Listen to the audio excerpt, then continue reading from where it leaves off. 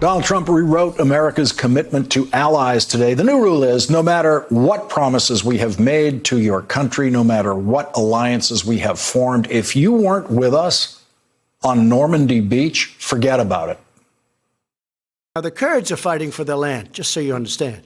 They're fighting for their land. And as somebody wrote in a very, very powerful article today, they didn't help us in the Second World War. They didn't help us with Normandy, as an example. They mentioned names of different battles. They were there, but they're there to help us with their land, and that's a different thing. Presidential candidate Senator Kamala Harris is back with us. And so, Senator Harris, the new rule, if you are not Great Britain or Canada, which are the only two countries that helped us on Normandy Beach, we have no responsibilities. Yeah. Lawrence, the issue presented here is obviously a very serious matter. The Kurds stood with us. When we were in a time of need, meaning we needed allies and friends to stand with us in one of the most important battles that in modern history we have fought in the name of our national security.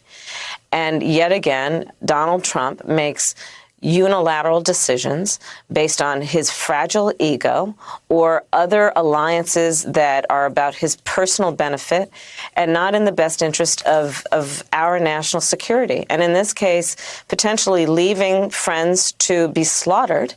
And all the while, also while they are then moving toward the border to defend themselves, they are also abandoning their posts in guarding prisons where there are ISIS fighters and their families.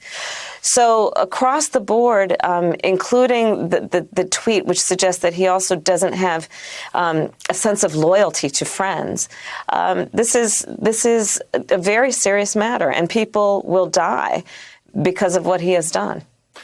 Senator, the bipartisan report issued by your committee, the Senate Intelligence Committee, yesterday, we reported on it last night, but we didn't get to this detail, which is that the Russian disinformation was aimed so heavily at black voters in America. Yeah, so you're exactly right. So I've been talking about this for well over a year. I brought it up at one of our first public hearings back in August of last year. Essentially what happened, we all know, and trust the American intelligence community. Unlike Donald Trump, trust them. They work hard at great sacrifice. And they have shared with us what we know, which is that Russia interfered in the election in 2016.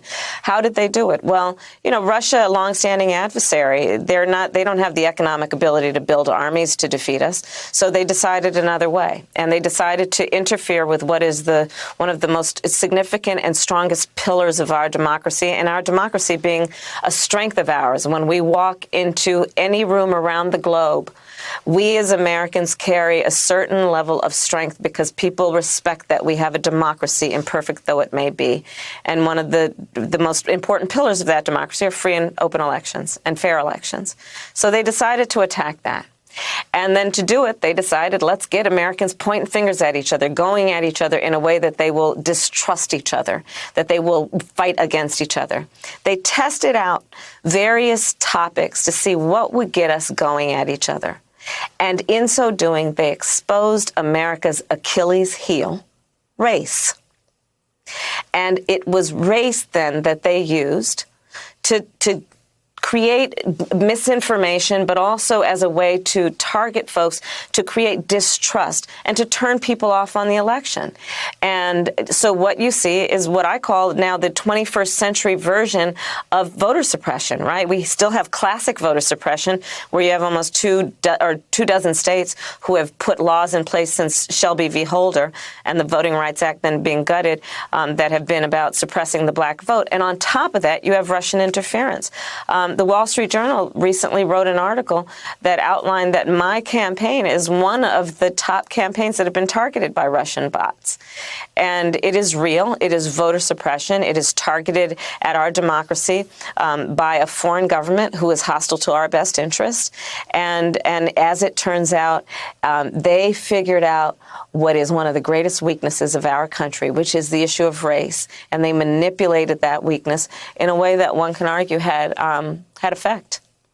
Presidential candidate, Senator Kamala Harris, thank you very much for joining us tonight. Really appreciate it. Thank you, Lawrence. Take care. Thank you. Thanks for checking out our YouTube channel. Subscribe by clicking on the button below for more from The Last Word and the rest of MSNBC.